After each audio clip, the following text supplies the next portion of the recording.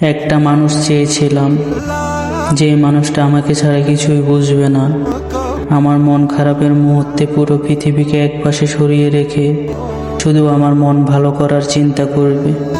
চেয়েছিলাম এমন একজন, যার কাছে আমি হব সবচেয়ে আপন, সবচেয়ে জরুরি। অথচ সেই মানুষটাই আজ আমার মন খারাপের সবচেয়ে বড় কারণ। যার কথা ভেবে হাসতাম এক সময়, আজ সে নামেই চোখ ভিজে যায়।